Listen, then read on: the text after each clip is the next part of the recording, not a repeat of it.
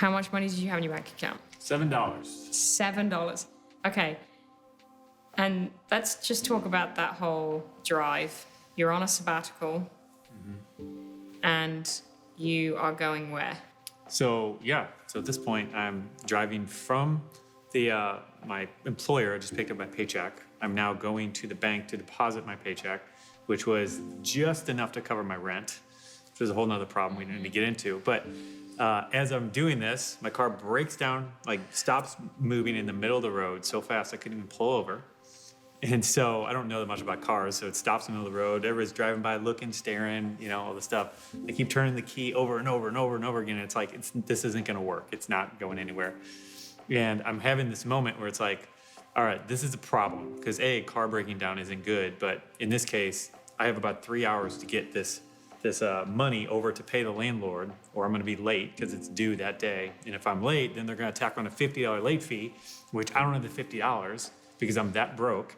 And my paycheck is just enough to cover rent. And so I'm like starting to have my freak out moment here as I'm grabbing the steering wheel, just realizing that I don't know how I'm gonna get this car towed and then fixed and then still get back to do this. And I'm not even thinking about the next day, the next week, the next month. So you literally have no money other than just to pay your rent? No, I had one credit card that was nearly maxed out. It was $260 away from being maxed out, which... Well, what's so funny is he only thought he could have one credit card. Like, that's what saved him from getting into more debt, is that he thought he was only allowed to have one credit card. And it's funny now because I know you both. You're like one of the most logical, pragmatic, forward-thinking people. Yeah, I've grown up a little bit. So to think about you then, sorry, continue. So I'm sitting there in the middle of the road. Again, everybody's driving by and so confused, so discouraged, so humbled really, because I had grown up wanting to be an accountant. I had worked at a bank for years and everyone around me thought I knew a lot about money. And I found myself in this position. And it was from that moment where I grabbed that steering wheel with everything I had, tears are coming down my eyes. I'm like, God, I need help. What I am doing is not working. My plan has not worked. And if you have a better idea, I want to start following that path. So what was that path and what did that look like from that moment on? Yeah, so for me, that first piece was just humbling myself to acknowledge that I didn't know everything I thought I knew, And so then I just began learning everything I could, so I began reading books and reading magazines. And then I had this revelation that the Bible talks about money and actually a whole lot. And there's so much timeless wisdom in this book that we can tap into and take advantage of today.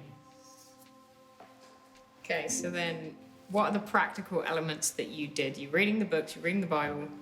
How do you start tackling some of this debt? Because how much debt did you have at that time?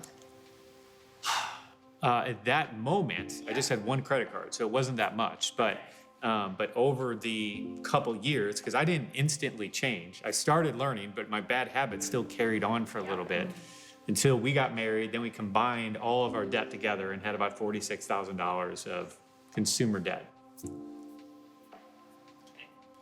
And then, so then when do you meet? When do you come into the picture, Linda? When did I come into the picture? So when I met 2002? Bob, we met in 2002, and he had just come back from the sabbatical. Literally, it was a week or two later, I think. Yeah, we met right after he comes back. But as I get to know him a little bit more, we become really close friends. And I'm like, okay, he's trying to get his finances in order. I knew this about him.